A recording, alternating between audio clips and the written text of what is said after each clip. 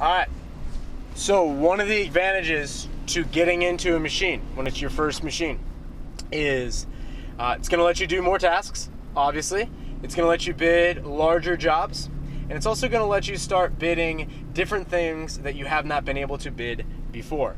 So for example, when I had my lawn business, I bid people for lawn. Then I started bidding them for mulch and a little bit of tree work, but not a whole lot more beyond that. I just wasn't set up to do anything. Once I got my Bobcat, I was still able to bid people for mulch. I was still bidding people for tree work, but I was also able to bid people for installing larger trees. I was able to bid people for removing larger trees. I was then able to start supplying mulch pallets. I was then able to start doing Bobcat services for other landscapers. That then segued me out of dealing with homeowners exclusively and shifting my focus to dealing with landscapers. I found that I absolutely loved dealing from landscaper to landscaper, business to business, B2B, over dealing with homeowners. One, I just don't have the patience for homeowners. Two, the revenue is way greater when you're dealing with a business than you're dealing with a homeowner. So, also, the sales process with a landscaper or doing business with another business, a homeowner, you can remove a tree, install a new tree. There might not be any additional tasks for years. You could be mowing their lawn and still have revenue coming from that property. But with a landscaper, he might have 100 clients or hundreds of clients.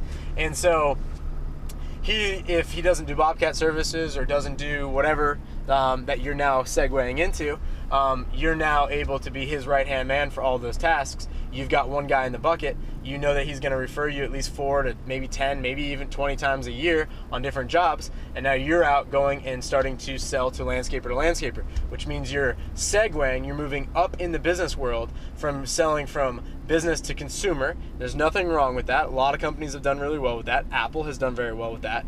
But it's harder to scale because the revenue is smaller with the consumer. When you start selling business to business, now you can go ahead and start scaling. So you let other businesses sell to the consumer, and now you're becoming an outsourced guy for them. That is key. That is a pivotal point in your business when you start to move from dealing with homeowners to dealing with companies. That is when you'll see your revenue get from a couple $100,000 a year all the way up to $1 million a year and way beyond that. If you look at any company that's doing multiple millions of dollars a year in revenue, more than likely a lot of their client lists is business to business. It's one of the easiest ways to grow an organization because it just takes 100 customers. One thing, let me back that up a little bit. One thing I found to be true in my business journey is that I was really good with managing 1 to 100 customers. So I would manage 1 to 100 lawns, let's say. And then I would get to that point and then I would sell. The reason I would sell is because the next point, getting from 100 to 200, was a little bit more difficult, had its different challenges than getting from 1 to 100. 1 to 100 I had a lot of control of. 100 to 200, you really have to have a management in place. And so what we found in our local area was if you're going to be in the lawn game, you're best to be 1 to 100 clients or 250 to 300 clients. It's kind of like where you want to be, because in between that no man's land, you have to put a manager in place, you have to get additional trucks. It's not really profitable there. So you don't want to hang out in that space too long. And since we started segueing into equipment, we were able to go business to business. Now, we still have the exact same model. We have somewhere under 100 customers.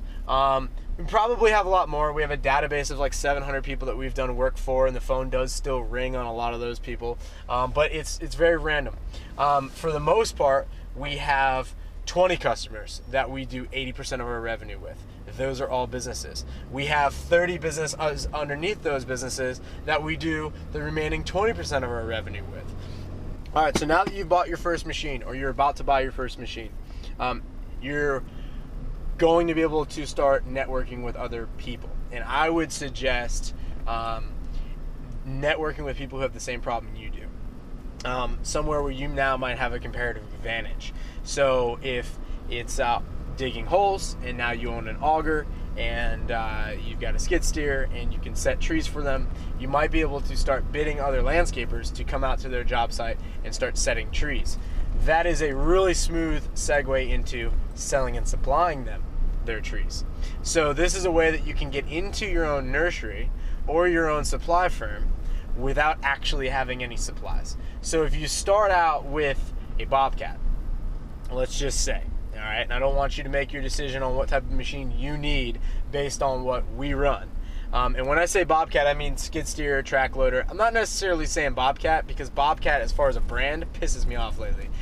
So I'm not like really up on the whole Bobcat thing. I kind of got off Bobcat when the Dirt Ninja was like, yeah, Bobcat's screwing me over too. And the quality, he was having quality issues, and he went Cat and whatever. Nonetheless, so